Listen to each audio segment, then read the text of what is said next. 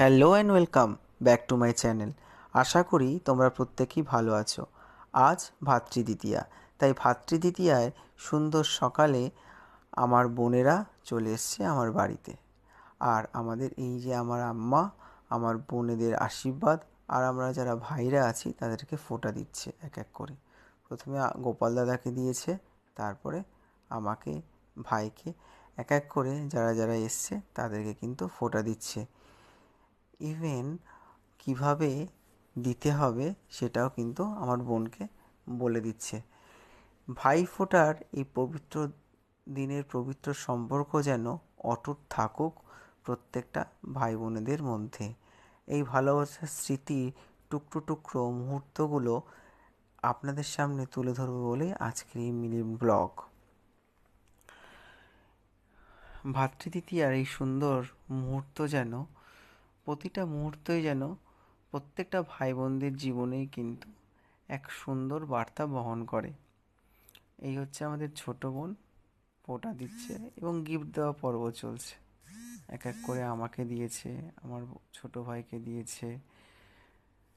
প্রত্যেকটা মুহূর্তই কিন্তু একটা ব্লগের মাধ্যমে তোমাদেরকে তুলে ধরার চেষ্টা করছি। ভাইফোঁটার দিনটি আমাদের খুবই আনন্দের সহিত সকাল সকাল হয়ে গেল। বোন এসেছে, বিয়ের প্রথম ফোঁটা দেবে। আর এই যে দেখছো তোমরা, এটা হচ্ছে ওদেরই এক মাসির ছেলে, ছোট্ট ভাই এসছে আমাদের বাড়ি, প্রথম ফোঁটা ওর। আর সবাই একত্রে মিলে আমরা একসাথে হলাম, আর গিফট দেওয়া পর্ব চলছে। এক এক করে সবাইকে গিফট দিচ্ছে, বোনও দিচ্ছে, ভাইরাও আশীর্বাদ করছে, যে আমাকে ফোঁটা দিচ্ছে, ঠাম্মা ফোঁটা দিচ্ছে।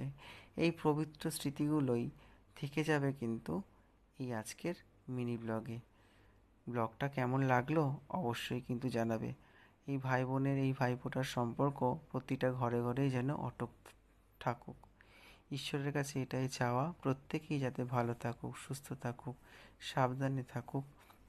আর এইভাবেই প্রত্যেকটা সম্পর্ক যেন চিরস্থায়ী হয়ে উঠুক সুন্দরভাবে। তোমাদের ভাইফোঁটা কেমন কাটলো অবশ্যই কিন্তু জানাবে। আমাদের কিন্তু ছোট্ট আয়োজনের মাধ্যমে সকালটা কিন্তু খুবই সুন্দর কেটে গেল। আবারও দেখা হবে নতুন দিনে নতুন ব্লগ।